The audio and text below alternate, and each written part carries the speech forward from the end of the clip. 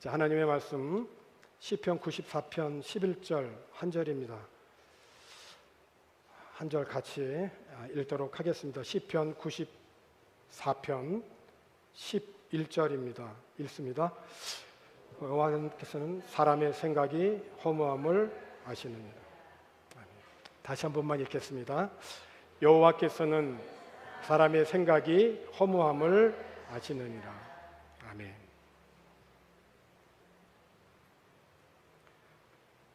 이스라엘 백성들이 40년이라고 하는 긴 세월 동안 거친 광야 생활을 하고 그 광야 생활의 그 마지막 쯤 가서 모세로부터 마지막 설교를 듣고 마음을 강하게 하고 담대히 하여 하나님이 약속하신 그런 가나안 땅을 정복하기 시작을 했죠. 첫 번째 성이 이제 여리고 성입니다. 견고하기 이를 데가 없는 그런 성이지만은 하나님의 말씀에 순종해서 그 견고한 여리고 성이 무너지는 것을 보았고 그 성을 정복했습니다. 그 다음은 이제 아이라고 하는 이제 작은 성인데 이 성의 정복은 사람들의 생각과는 달리 처절한 실패로 끝났습니다. 성공의 기쁨이 채 가시지도 않았는데 뼈아픈 실패를 한 겁니다. 그래서 이스라엘의 많은 젊은이들이 그 아이성 전투에서 죽습니다. 너무나 큰 충격이었죠. 견고한 여리고성은 정복을 했는데 왜 그거보다도 적은 아이성은 왜 실패했을까? 그 원인을 알지 못해서 지도자인 여호수아를 비롯한 백성들은 하나님 앞에 엎드렸습니다. 원인을 알 수 없으니까 하나님 앞에 엎드린 거예요. 그러니까 이스라엘이 여리고성을 정복할 때에 하나님의 말씀에 순종하지 않고 탐나는 물건을 도적질한 아간이라는 자의 죄 때문이었습니다. 그러니까 정복 과정에서 탐나는 물건을 몰래 빼돌렸던 것이죠. 하나님께서는 이 죄가 제거되지 않고서는 다음에 아이성 전투에서 승리를 주실 수가 없었습니다. 왜냐하면 하나님은 죄와 함께 하실 수가 없으니까. 그러니까 회개의 기회를 주었지만은 설마 했는데 결국 아간은 회개하지 않았습니다. 자복하지 않고 끝까지 숨겼던 이 아간을 제거한 후에야 비로소 하나님은 다시 이스라엘에게 말씀을 하셨고 실패했던 그 아이성은 정복할 수 있었습니다.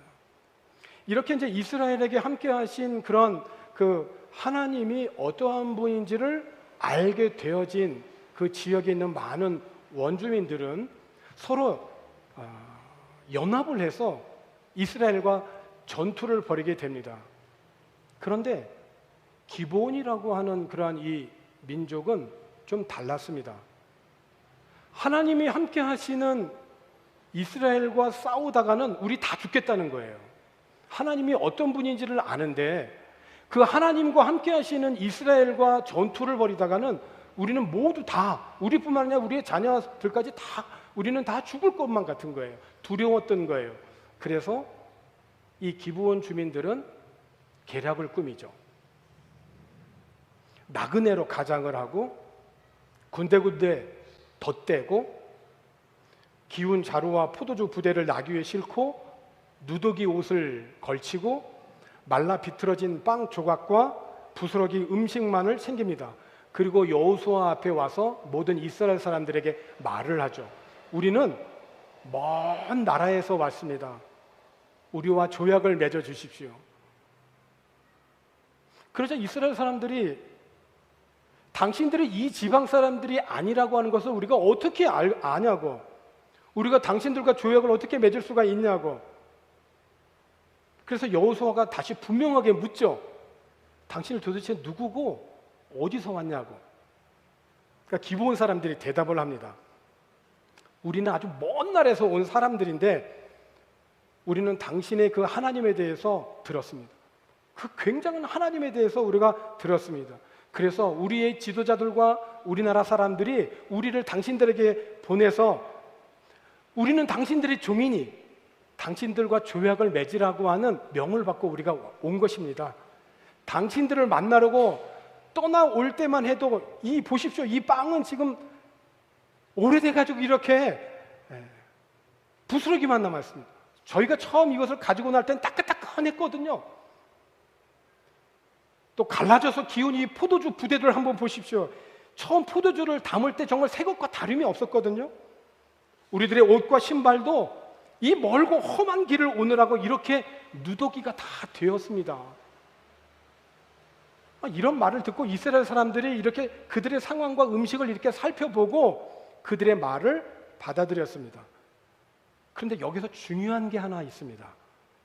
이 부분에 대해서 성경은 어떻게 기록을 하고 있냐면은 여호수아 9장 14절 말씀입니다.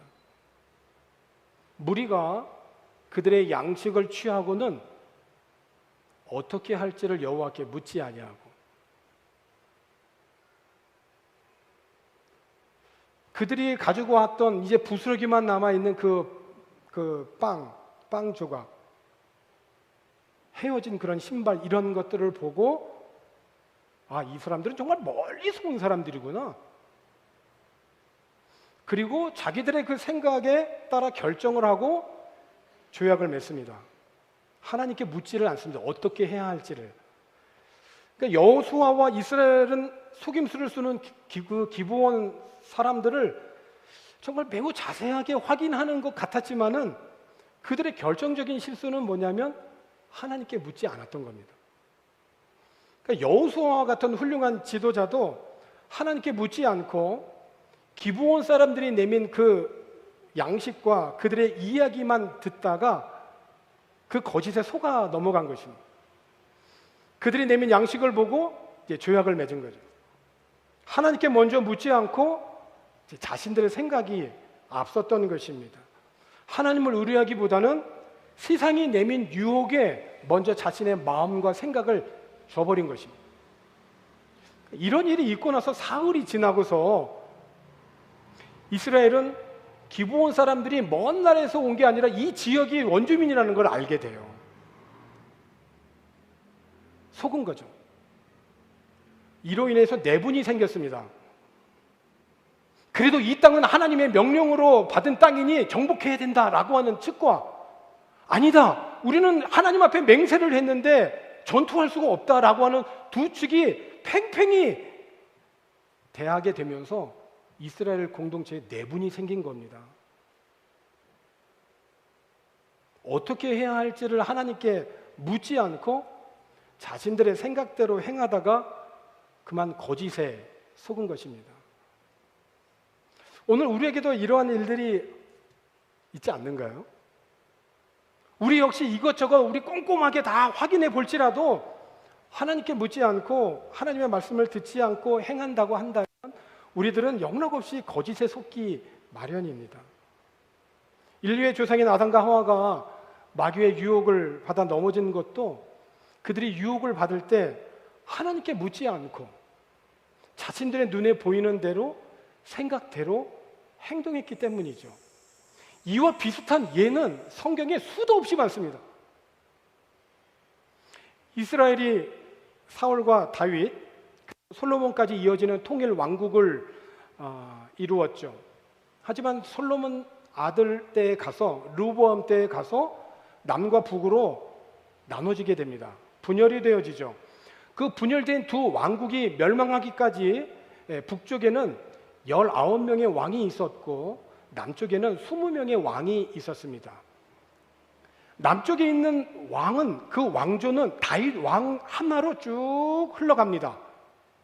그런데 북쪽에 있는 왕은 19명의 왕이 9개의 왕조로 쭉 가게 돼요. 다시 말하면 북이스라엘의 왕국은 반역과 배신의 그 피비린 나는 그런 역사로 물들었다고 해도 과언이 아닌 거죠.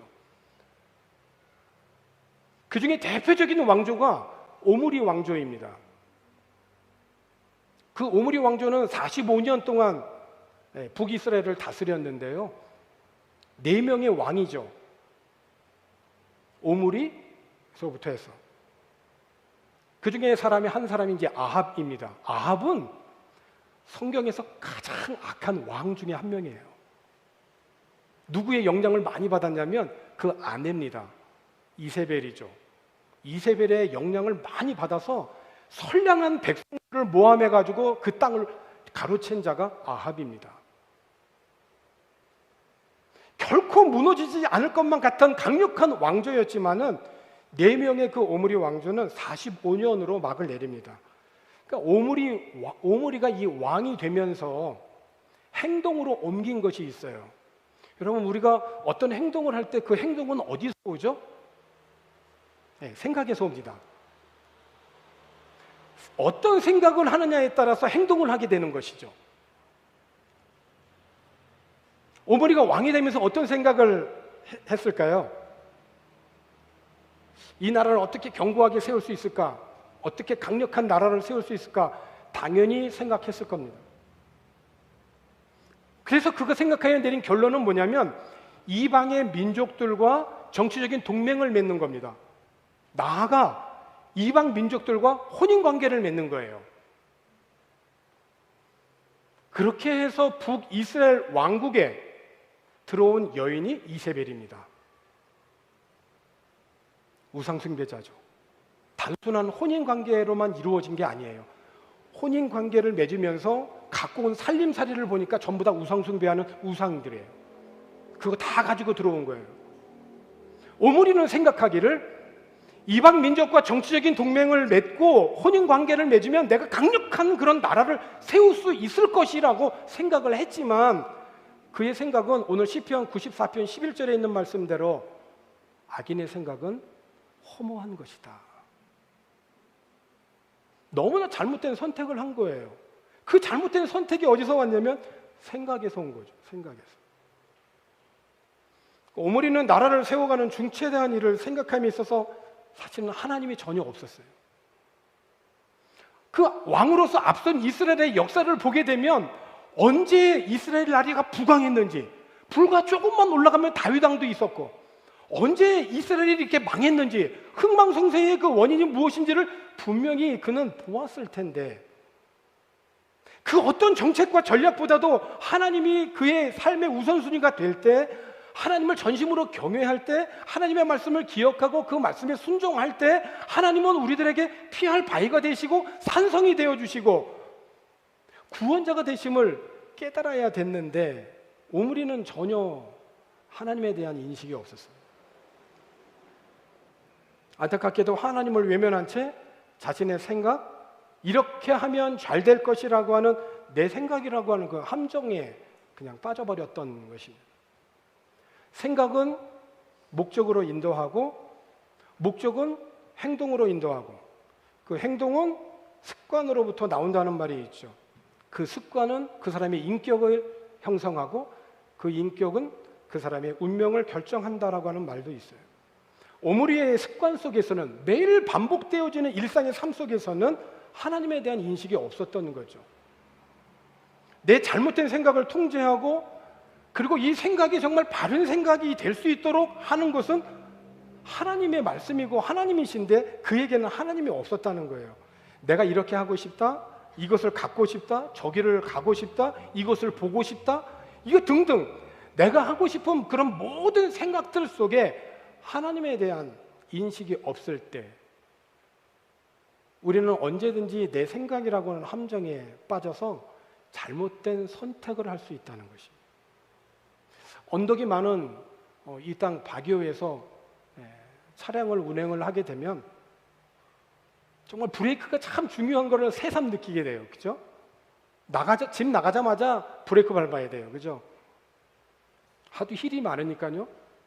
근데 만약에 브레이크가 고장이 난다면은 어떻게 될까요?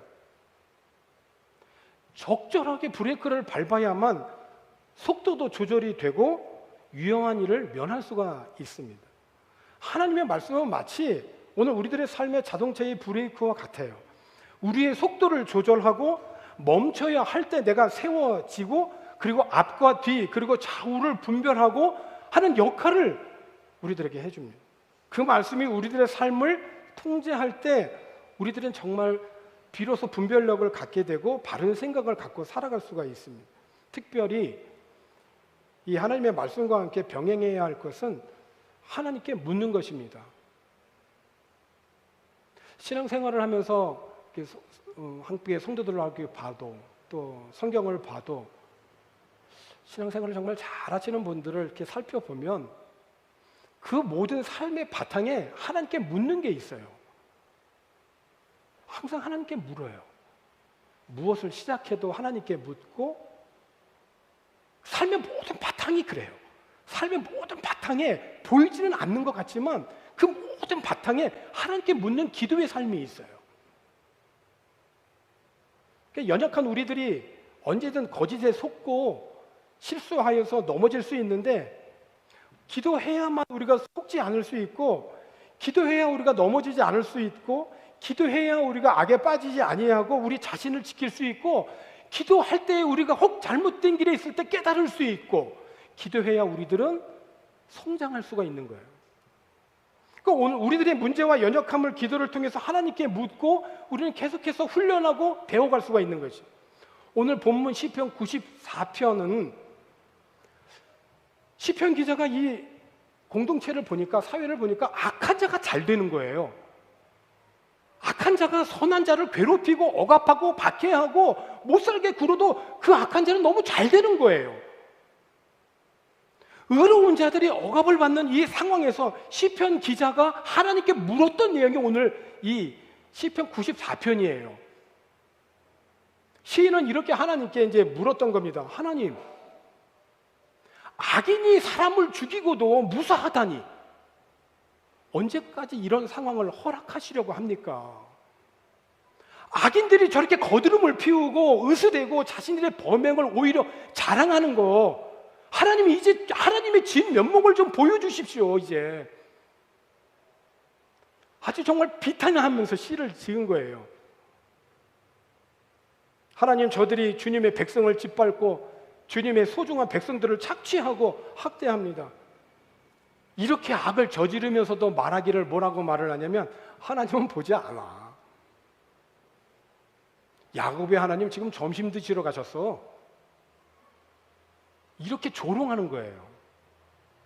시편 기자는 이와 같은 불의한 세상에서 하나님께 묻는 겁니다. 그리고 이런 확신으로 기도가 바뀌어요. 물었지만 하나님께서 이런 기도로 바꿔주세요. 이제 시편 94편 오늘 11절이지만 9절에 있는 말씀을 보게 되면은 귀를 지으시니가 듣지 아니하시랴, 눈을 만드시니가 보지 아니하시랴. 10절에 있는 말씀에 보면은 이어서 뭇 백성을 징벌하시는 이, 곧 지식으로 사람을 교훈하시는 이가 징벌하지 아니하시랴. 그러면서 오늘 본문에 있는 말씀을 한 거예요. 11절에 여호와께서는 사람의 생각이 허무함을 아신다.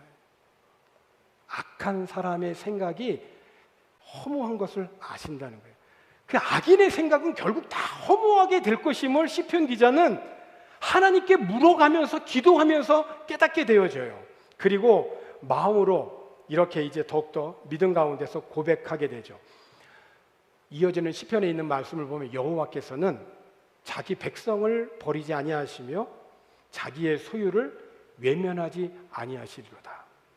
내 속에 근심이 많을 때에 주의 위안이 내 영혼을 즐겁게 하나이다.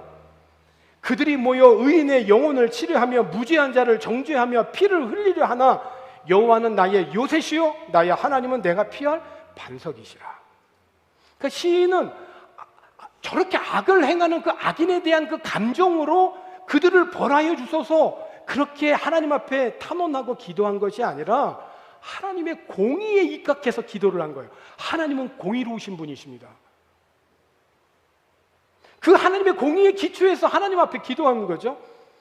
시인은 그래서 고민과 갈등을 하나님께 물음으로 답을 얻고 비록 이 세상이 악이 있으나 결국 그 악을 허무하게 하시고 심판하실 하나님의 공의를 믿음으로 바라보면서 그의 생각과 마음을 하나님께 고정시켰던 거예요.